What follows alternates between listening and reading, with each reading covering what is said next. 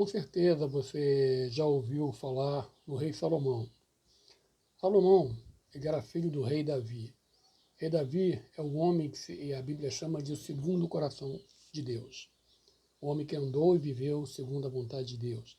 Fez muita coisa errada, se envolveu em muitas guerras, cometeu um pecado grave de adultério, de assassinato, mas depois ele se arrependeu e Deus o perdoou, as consequências ficaram.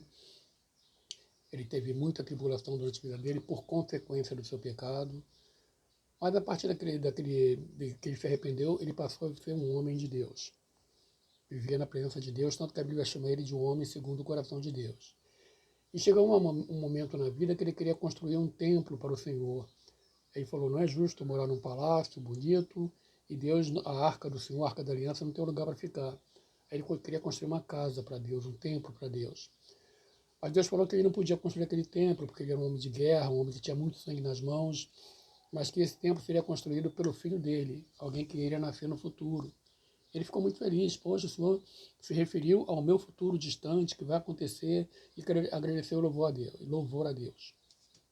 Depois Davi morreu, claro, Salomão nasceu, e depois Davi instituiu ele rei, e Davi morreu, para que Salomão pudesse construir o templo, o primeiro templo de Israel. E quando ele assumiu o templo, ele se sentiu assim, muito incapacitado de dirigir aquele povo, é um povo muito grande. Aí Deus apareceu para Salomão e disse, pede-me o que quiseres. Aí Salomão falou para Deus, Senhor, eu sou tão pequeno, sou tão incapaz, como é que eu vou dirigir um povo tão grande, um povo que o Senhor tirou da terra do Egito, um povo tão numeroso? Eu não tenho capacidade para isso. Então eu peço ao Senhor que me dê sabedoria para dirigir esse povo. Deus gostou do pedido e falou, gostei do teu pedido. Como você não me pediu nem bens, nem riqueza, nem me pediu que matasse os teus inimigos, mas pediu sabedoria para dirigir o teu povo, ele não falou, eu vou te dar. Ele disse, eu já te dei sabedoria suficiente. E além disso, eu vou te dar riquezas e bens como nunca nenhum outro homem teve. E se você andar no meu caminho, na minha presença, fizer aquilo que eu disser para você, eu vou confirmar o teu reino. E da casa de Davi, teu pai, nunca vai faltar alguém que sente-se no trono de Davi. E Salomão ficou muito feliz, e Deus encheu de sabedoria. Tem aquela história das crianças, né?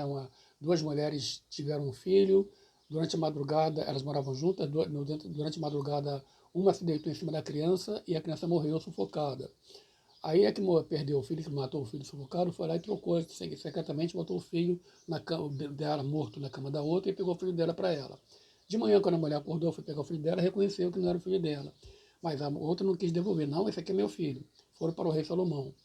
Era uma disputa complexa de quem era a criança, como é que Salomão ia saber. Aí Salomão olhou para as duas, cada um contou a sua versão. Aí Salomão falou assim, uma diz que o filho é dela, outra diz que o filho é dela.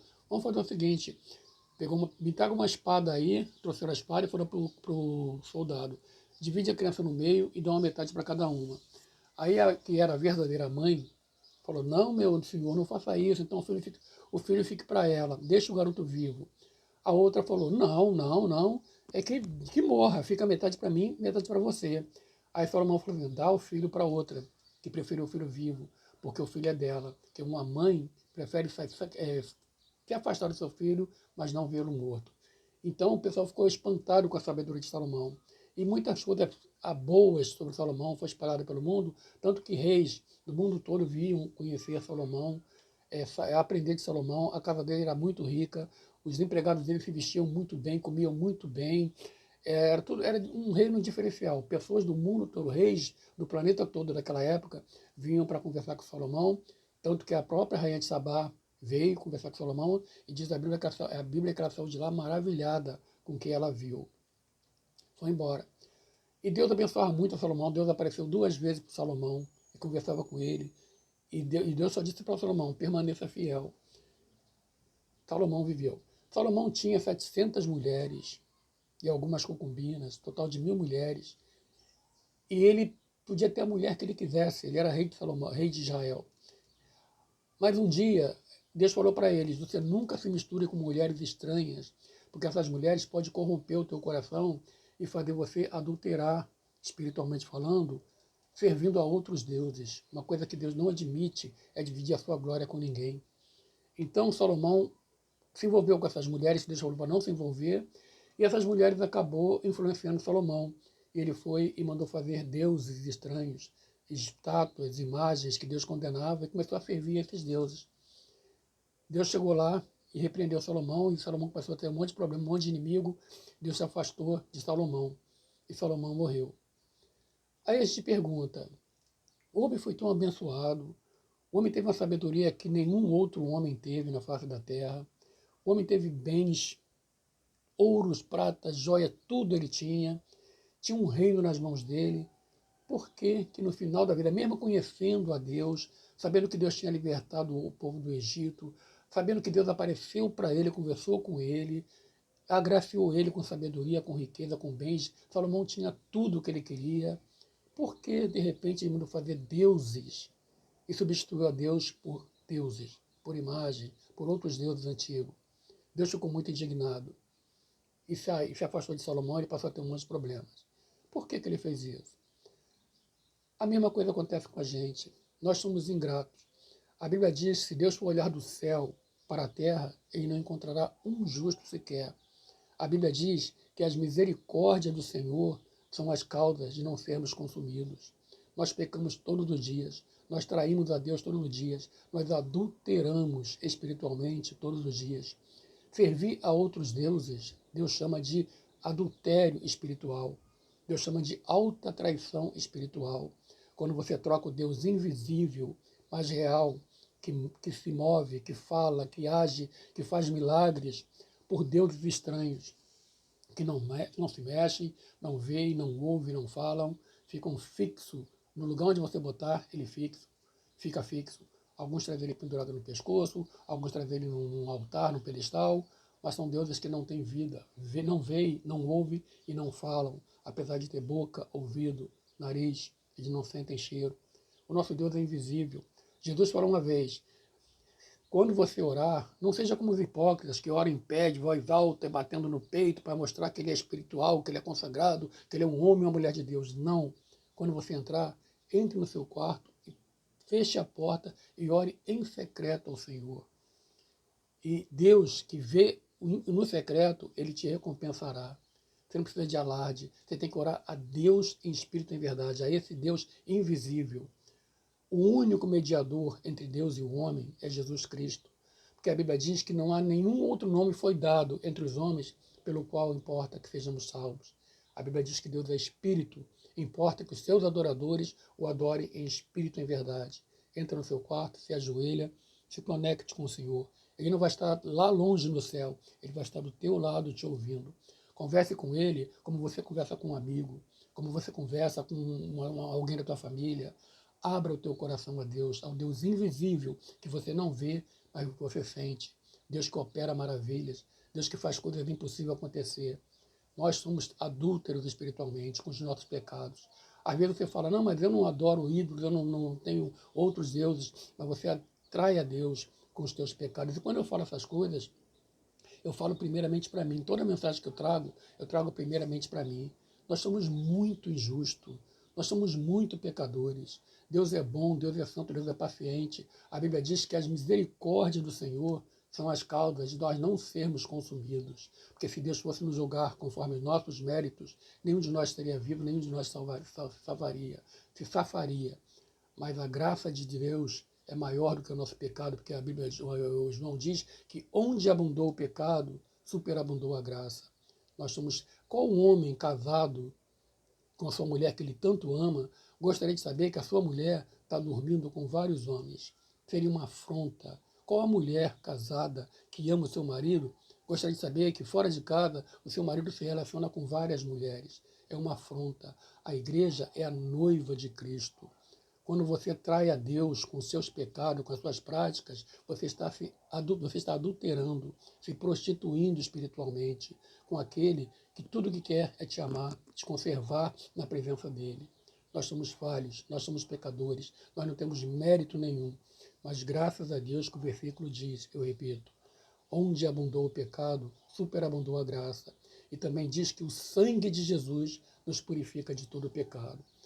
Quando você casa, você larga a tua vida de solteiro, vai se unir à tua mulher e vai ter uma vida compromissada com ela. Todas as mulheres do passado passaram, ficou para trás. Você vai ter uma nova vida. Quando você aceita Jesus, você larga aquela velha mulher, a prática do pecado, e vai ter um compromisso com o Senhor. Vai resistir ao mal.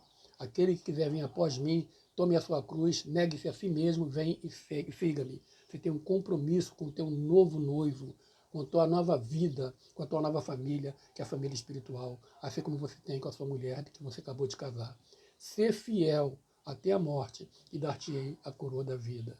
Você está vivo hoje, eu estou vivo hoje, pela misericórdia e pela graça de Deus. Porque se fosse pelos meus pecados, pelos meus méritos, há muito tempo eu estaria no inferno.